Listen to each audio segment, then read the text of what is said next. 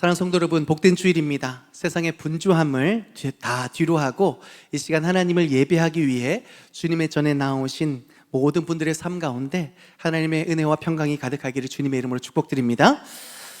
우리가 이렇게 평안하게 예배 자리에 앉아 있지만 사실 우리의 삶을 돌아보면 늘 그렇게 평안하지만은 않죠.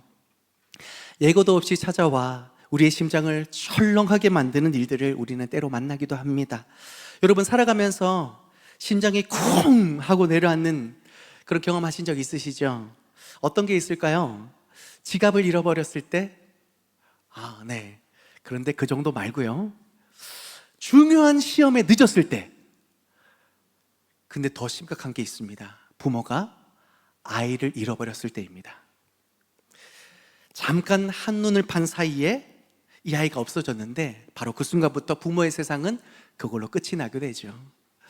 오늘 본문에 나오는 요셉과 마리아가 바로 그 심정이었을 것입니다. 아니, 더 했을 겁니다. 애가 없어진지를 당장 모르고 저녁이 돼서야 알게 되었으니 부모로서 얼마나 자책하고 얼마나 기가 막혔겠습니까? 그런데 여러분, 생각 한번 해보세요. 이게 상식적으로 말이 됩니까?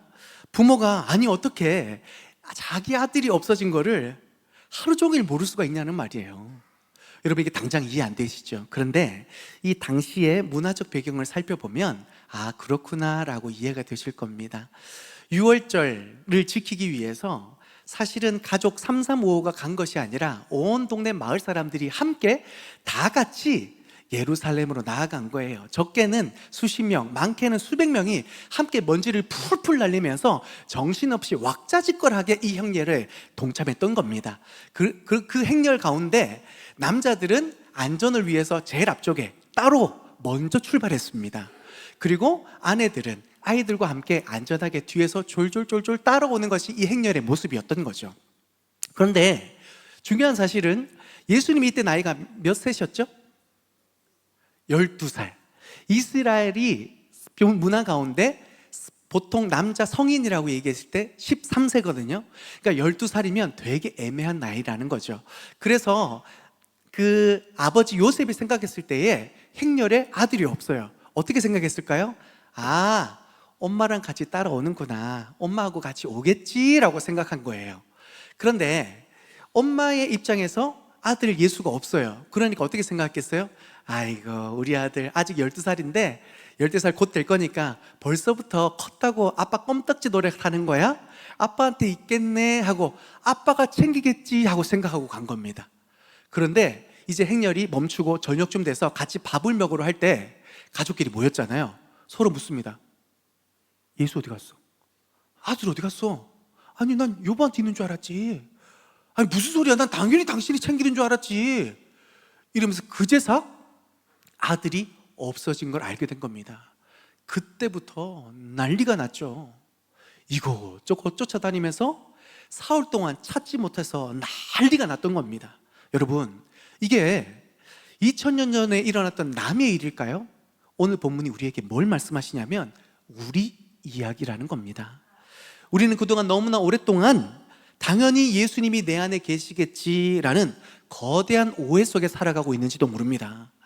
주일마다 이렇게 교회에 나오고 헌금을 드리고 때로는 봉사도 하면서 이 정도면 내 신앙은 괜찮다라고 생각하고 이만하면 주님과 동행하고 있는 삶 아닌가라고 스스로를 안심시켜가고 있다는 겁니다. 요셉과 마리아가 시끌벅적한 행렬 속에서 예수의 안위를 의심조차 하지 않았던 것처럼 우리의 분주한 종교 활동의 행렬 속에서 예수님의 부재를 전혀 눈치채지 못하며 신앙생활하고 있는 것은 아닌지 오늘 살펴보아야 합니다. 그러다가 어느 날 내 인생에 아무런 예고도 없이 예수 어디 갔어? 했던 그 하루길 저녁처럼 그 절망적인 순간이 갑작스럽게 찾아오게 된다는 것입니다. 그런데 여러분, 이것은 거창한 사건으로 닥쳐오는 게 아니에요. 오히려 너무나 사소해서 우리의 가슴이 더 시르고 아파오게 됩니다. 이런 겁니다. 뜨겁게 오늘 이렇게 찬양하고 집으로 돌아가는 차 안에서 문득 아무것도 내 안에 채워지지 않은 내 영혼의 공허함과 마주하는 순간이 옵니다. 자녀를 위해서 눈물로 기도했지만 여전히 굳게 닫혀있는 아이의 방문을 바라보며 깊은 한숨을 내쉬는 때가 찾아온다는 거죠. 주님 뜻대로 살겠습니다 결단하고 시작한 일터에서 또다시 부당함과 무력함 앞에 서게 되는 바로 그 순간 우리는 이런 질문을 하게 되죠. 도대체 내 신앙은 무엇 하나 내 삶을 바꿀 수 있는 게 있나? 이런 냉소적인 질문들이 내 안에 차고 오르게 될 때에 우리는 비로소 그때 깨닫게 된 겁니다. 아, 내 안에 예수님이 없구나. 여러분, 바로 그 순간이 제가 처음 설교에 말씀드렸던 심장이 쿵 하고 내려앉는 순간일 겁니다.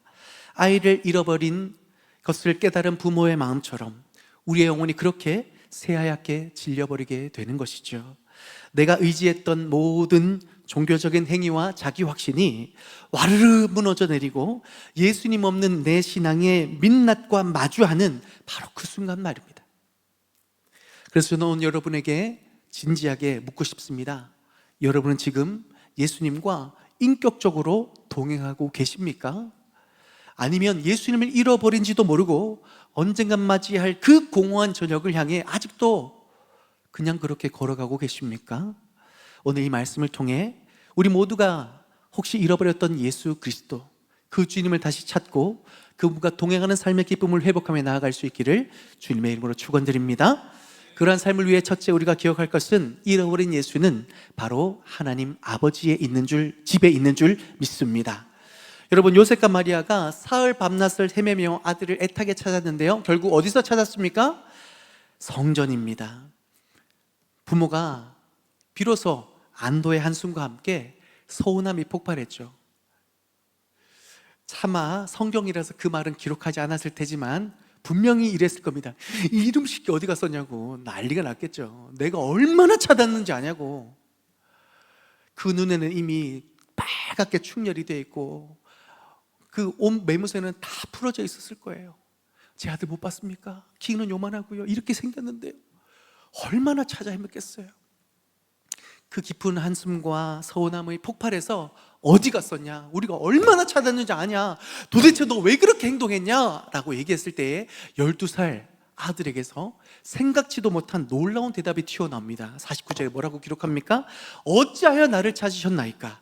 내가 내 아버지 집에 있어야 될 줄을 알지 못하셨습니까? 이렇게 말하고 있는 겁니다. 여기서 아버지의 집은 단순한 건물을 말하는 게 아니에요. 헬라어 원문을 보면 내 아버지께 속한 그 모든 일들 안에라는 뜻을 가지고 있습니다. 내가 여기 있어야 됨 하나는 이유가 있습니다. 사랑하는 내 아버지, 그분을 위한 일에, 그분을 위한 뜻에 내 존재의 이유가 있습니다 라고 이 12살 예수가 그 부모에게 선포하고 있는 것입니다. 여러분, 한번 생각해 보십시오. 12살 소년은 자기 인생의 주소가 어디인지를 정확하게 알고 있었습니다. 그 소년의 세상, 그 소년의 우주는 오직 아버지의 집이었다라는 것을 선포하고 있는 것입니다. 그런데 여러분, 수십 년 신앙생활을 한 우리는 어떻습니까? 오늘 우리의 신앙의 주소는 어디입니까? 우리 마음을 온통 차지하고 있는 것, 우리의 우주를 채우고 있는 것은 도대체 무엇입니까? 여전히 내 집, 내 사업, 내 자식, 혹시 내 노후는 아니십니까? 바로 이 지점에서 12살 예수의 대답이 어른인 우리의 심장을 서늘하게 만드는 이유가 비로소 드러나게 되는 것이죠. 명절에 부모님 댁을 찾아간 아들을 한번 떠올려 보십시오. 몸은 분명히 부모님 곁에 있습니다. 거실 소파에 앉아 있어요. 그런데 눈은 스마트폰에 고정되어 있고 귀에는 에어팟이 꽂혀 있습니다. 쉴 새 없이 업무 카톡을 확인하고 급한 전화를 받느라 베란다를 왔다 갔다 합니다. 부모님은 아들과 말 한마디 섞는 게 행복인데 아들은 그저 와주기만 했던 것이죠. 몸은 아버지의 집에 와 있는데 마음과 영혼은 여전히 내 회사, 내 사업, 내 문제, 즉 자기의 집에 여전히 머물러 있는 것이죠. 여러분, 이게 바로 주일 아침 하나님 아버지에 찾아온 우리의 모습일 때가 너무나 많지 않습니까? 월요일부터 토요일까지 세상에서 먹고 사는 문제에 씨름하다가 간신히 우리의 몸을 이끌고 교회에 와서 앉았습니다. 감사하죠. 다행입니다. 그런데 내 마음은 어디 있습니까? 여전히 세상에 나의 집에 두고 온 것은 아니십니까? 설교를 들으면서도 다음 주 카드값 걱정, 자녀 시험 걱정, 진로 걱정, 직장 상사와의 갈등들이 내 머릿속을 떠나지 않고 있지는 않습니까? 하나님 아버지의 집에 와서까지 내 집의 문제들을 손에 꼭 지체 놓지를 못하고 있는 겁니다. 그러니 그분의 마음 가운데 하나님의 음성이 들릴 수 있겠습니까? 그 하나님 아버지의 마음이 느껴질 틈이 있겠습니까? 바로 그 순간 우리는 교회 안에 앉아 있으면서도 예수를 잃어버리고 있는 것입니다. 자, 그렇다면 오늘 이 시간 우리 자신에게 솔직하게 질문해 봤으면 좋겠습니다. 나는 이 아버지 집에서 나의 진짜 신분은 무엇인가? 나는 어떤 모습으로 이 집에 앉아 있는가? 두 가지입니다. 아들입니까? 세입자입니까? 여러분, 정신이 번쩍 들지 않으세요? 이 자리에 앉아 있는데도요, 누군가는 아들이고 누군가는 세입자라는 겁니다. 여러분, 세입자는 집 주인에게 딱 계약한 것만 합니다. 주일 아침에 와서 예배드리고 정해진 헌금을 드립니다.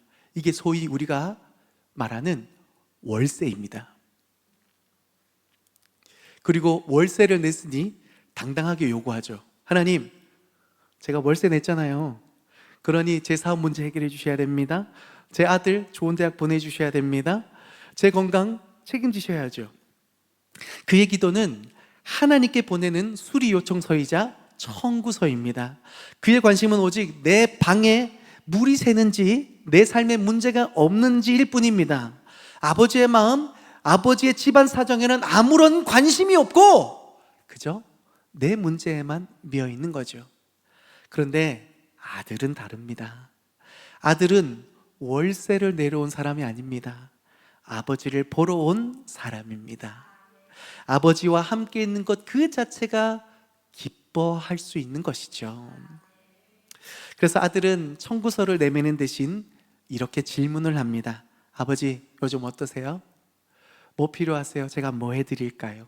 이것이 아들의 기쁨이고 아버지의 행복인 줄 믿습니다. 이 질문이 시작될 때 우리 신앙생활에 기적이 일어나는 거예요.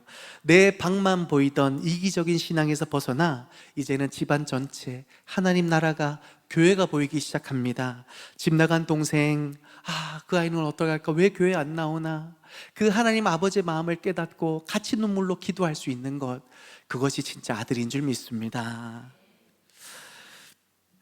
그래서 아들은 예배가 끝나고 자기 세상으로 돌아가는 것이 아니라 아버지의 마음을 가지고 아버지의 권세를 위임받은 상속자로서 세상을 향해 파송이 되는 것이죠. 사랑하는 성도 여러분, 오늘 이 시간 우리가요, 세입자로서의 그 계약서를 좀 찢어버릴 수 있기를 바랍니다. 그리고 아들의 자리를 되찾으세요. 여러분의 기도 제목이 적히고 긴 그 청구서를 이제 좀 내려놓고 아버지의 마음에 귀를 기울일 수 있는 진짜 아들 되기를 바랍니다. 아버지, 오늘 제가 뭘 하길 원하십니까? 무엇을 하면 행복하시겠어요?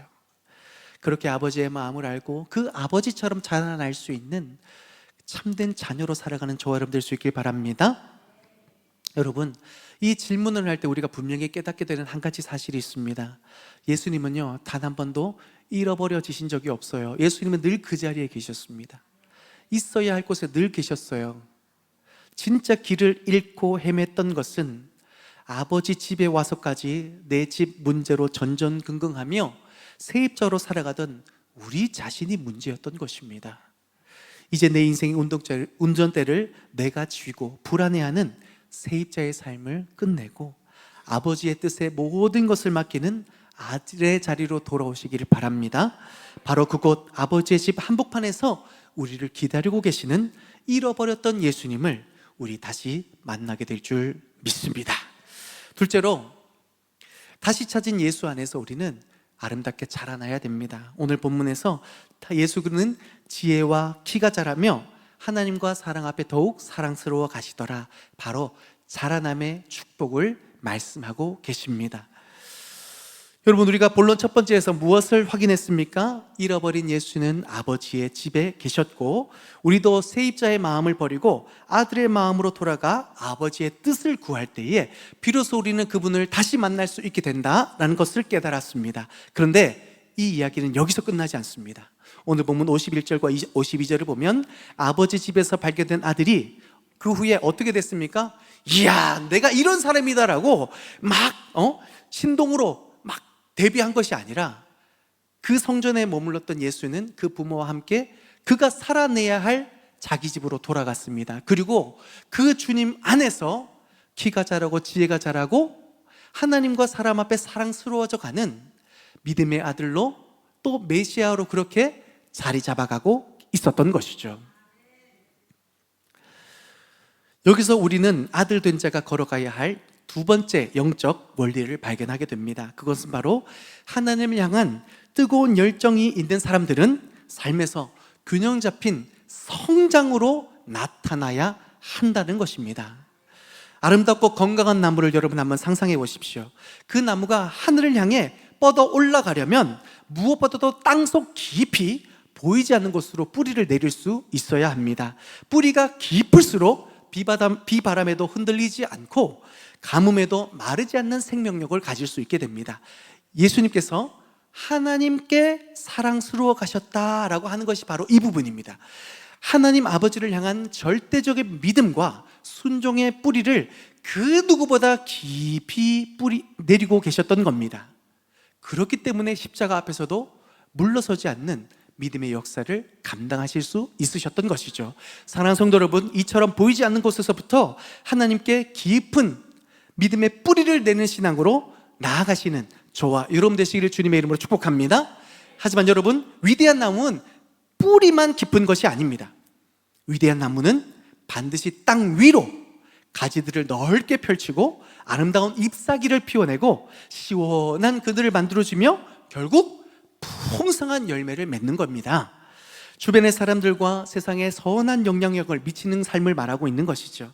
이것이 예수님께서 사람에게 더욱 사랑스러워 가셨다는 것이 바로 이 모습입니다. 하나님을 향한 깊은 뿌리가 이제는 사람을 향한 지혜와 성숙이라는 풍성한 가지로 뻗어나가는 것이죠. 사랑하는 성도 여러분, 여러분의 삶의 자리에서 이처럼 아름답고 풍성한 성령의 열매를 많이 맺어가시기를 주님의 이름으로 축복합니다. 여러분, 이것이 바로 예수를 만난 사람에게 나타나는 당연한 결과라는 것을 기억하십시오. 여러분, 명심하세요. 내 안에 예수가 있다면, 내 안에 생명이 있다면 우리는 반드시 자라나게 되어 있습니다. 변하게 되어 있어요. 흔히 사람들이 이런 말 많이 합니다. 역시 사람은 변하지 않아. 진리입니까? 진리를 모르는 사람들의 입장에서 그것은 진리일 수 있습니다. 그러나 진리를 아는 우리는 그것이 잘못된 말이라는 것을 선포할 수 있어야 됩니다. 왜요? 우리 안에 생명이 있습니다. 나의 생명이 아니라 누구의 생명이 있습니까? 예수의 생명이 있습니다. 그러니 생명이 있는 모든 것은 자라나듯 우리의 과거의 삶은 이제는 죽어지고 새로운 삶이 어린아이와 같은 우리들이 이제는 밥을 먹게 되고 자라나게 되고 이제는 뛰게 되고 아무리 무거운 짐도 든든히 드러낼 수 있는 무럭무럭 자라나는 생명의 열매가 우리 안에 있다는 거 기억하십시오. 그러니 우리는 자라날 수밖에 없습니다. 그런데 내가 십수년을 신앙생활을 하는데도 자라나지 않는다. 왜 그럴까요? 그 안에 생명이 없다라는 강력한 증거일 수 있다는 겁니다. 여러분, 정말로 내 안에 생명이 있습니까? 내가 정말 변하고 있습니까? 그 진리 앞에 우리의 자신의 삶을 돌아보실 수 있기를 바랍니다. 그렇기 때문에 우리는 변할 수밖에 없다라는 명확한 사실 앞에 우리는 뿌리를 깊이 내리고 열매 맺어 이제는 자라나는 삶을 향하여 도전하며 붙들며 나아가야 할 줄 믿습니다. 그런데 요즘 제가 이 자라남의 감격을 어디에서 가장 뜨겁게 느끼는지 아십니까? 바로 우리 교회 주일학교 아이들을 볼 때입니다. 정말이지 요즘 우리 아이들을 보면 제 심장이 두근두근합니다. 세상에 이런 보석 같은 아이들이 어디 있습니까? 금요일 밤만 되면 어른들도 나오기 힘든 이 금요 성령 기도회에 우리 아이들이 나와서 이렇게 자리를 메우고 있어요. 또 주일에는 일부 예배에 어른들과 같이 똑같이 앉아서 서툰 글씨로 이 제 설교를 말씀을 막 받아 적어요. 여러분 이런 생각 하시죠? 에이, 애들이 적어봤자 뭐 쓰겠어, 낙서하겠지. 제가 봤거든요. 애들이 제 설교를 정확하게 알아듣고 있어요. 그리고 그 아이들이 기도하는 내용을 제가 봤어요. 그 말씀의 메시지가 그대로 드러나요. 기적 아닙니까? 여러분, 우리만 알아듣는 게 아니라 아이들도 알아들어요. 왜 그런지 아세요? 말씀은 진리와 성령의 역사이기 때문이에요. 더 놀라운 것은 요즘 아이들이 서로를 위해 중보하는 기도 훈련을 하고 있다는 겁니다. 제가 그 내용을 전해 듣고 얼마나 감격했는지 모릅니다. 자기 친구들을 위해 기도하는 것을 넘어서 자기 반 선생님을 위해서, 최근에 수술한 선생님을 위해서 매일같이 기도를 해줘요. 그리고 전도사님을 위해 기도합니다. 심지어 이렇게 주일 강단에서는 저 이 부족한 담임 목사를 위해서까지.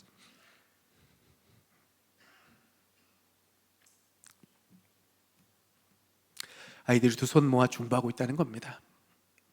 여러분 이게 믿어지십니까? 저는 이 아이들이 우리 교회에서 자라나고 있다는 사실에 너무나 감사하고, 또 한편으로는 어른으로서 너무 부끄럽습니다. 우리 아이들이 이렇게 자라나고 있는데 우린 지금 무엇을 하고 있는지, 어디에 멈춰서 있는지, 그것들을 생각할 때 참 부끄럽기도 하고 감사하기도 하고, 다시 한번 우리가 자라나야 되지 않나 라는 깊은 생각에, 깊은 고민에 빠져 있습니다.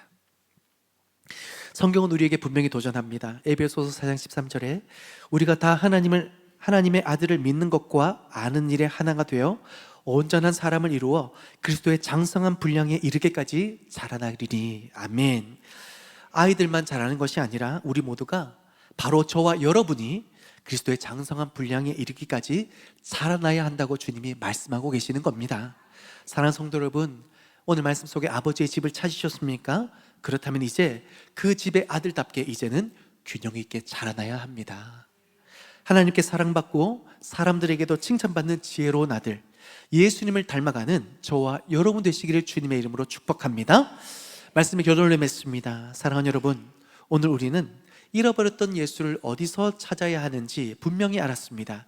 세상의 분주함 속이 아니라 내 모든 염려를 내려놓고 아버지의 뜻을 구하는 아버지의 집, 바로 그 중심에서 예수를 다시 찾을 수 있다는 것을 깨달았습니다. 우리의 삶의 중심을 하나님 아버지를 위한 일에, 그분의 뜻에, 그분을 예배하는 일에 우선을 두면서 그 예수와 동행하는 삶의 기쁨을 회복하며 나아가는 저와 여러분 될 수 있기를 바랍니다.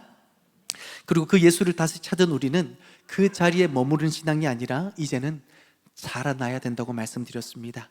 하나님을 향해 깊은 뿌리를 내리고 사람을 향해 넓게 가지를 뻗는 균 잡은 그런 모습으로 자라나야 할 줄 믿습니다. 생명이신 예수께서 우리 안에 계시기에 우리는 반드시 변하고 성장할 수밖에 없는 줄 믿습니다.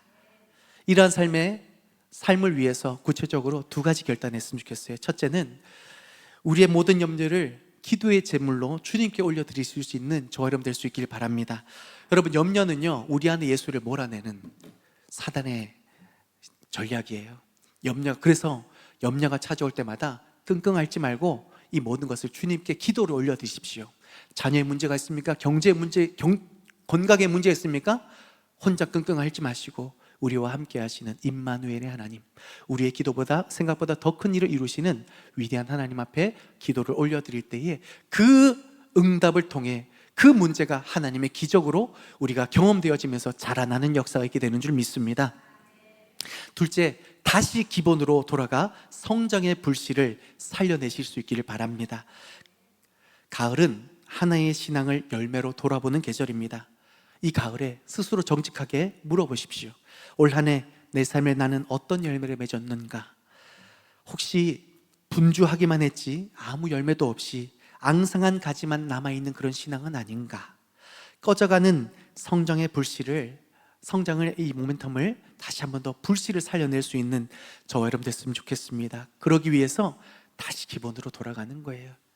여러분, 덮어두었던 성경을 다시 펴고 다시 하루에 한 구절이라도 붙들며 깊이 간절히 기도할 때에 불씨가 불이 되어지고 또 하나님의 역사를 이루는 아름다운 믿음의 기적이 되어질 줄 믿습니다.